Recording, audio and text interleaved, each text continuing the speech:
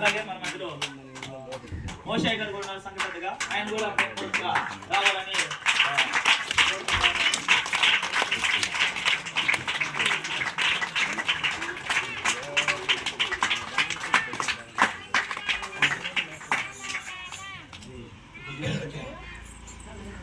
అలాగా ఉంది. స్టార్టింగ్ లో చేసి ఉంటే బాగుండేది.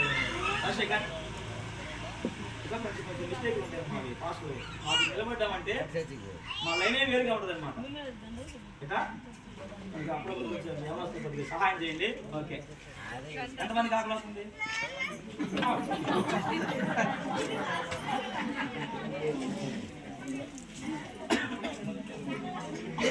సరే, ఎంతమందికి ఆకలి వస్తుందండి?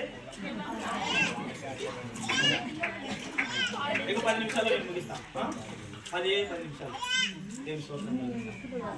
ఇక మనం 24 వచ్చిన వరకు నేను ధ్యానం చేద్దాం అనుకున్నా. ఈ రోజు ఈ అధ్యాయాన్ని కొంచెం బిర్యానీ లాగా పెడదాం అనుకున్నా. ఏంటండి, బిర్యానీ లాగా పెడదాం అనుకున్నా. చాలు, ఇక కొంచెం 24 దాకా వెళ్ళాము. పిల్లలు దయచేసి మాట్లాడదండి. అమ్మ ఎవరు మాట్లాడదండి ఏనండి.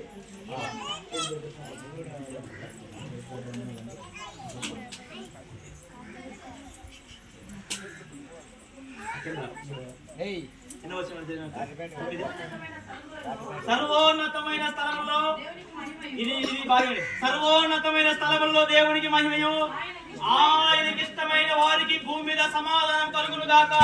ఆయనకి ఇష్టమైన వారికి భూమి మీద సమాధానం ఉండును గాక. సర్వోన్నతమైన స్థలంలో దేవునికి మహిమయు. దేవునికి ఎవరైతే ఇష్టంగా ఉంటారో, అందరూ కాదండి,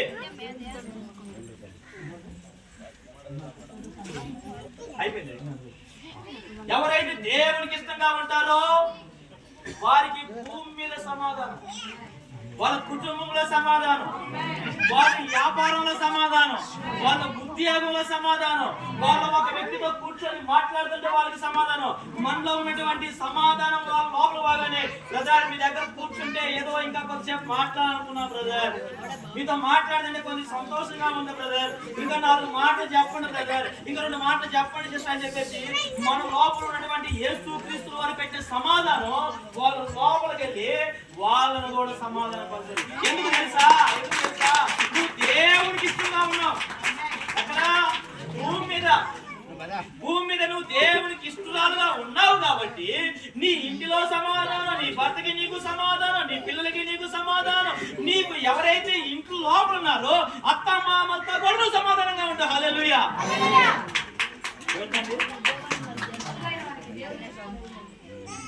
సమాధానం నువ్వు కాలు దగ్గర చాలా సమాధానం. ఎంతమందికి కావాలి సమాధానం? ఏమని చెప్పలేదు. ముందు పాస్టర్ చెప్పాలా, నేను బయట చేయెత్తాలా? ఎవరిది ఏమన్నా ఏం కాదు.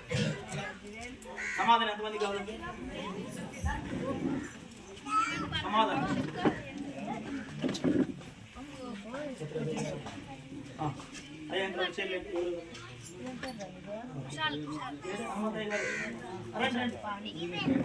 దయచేసి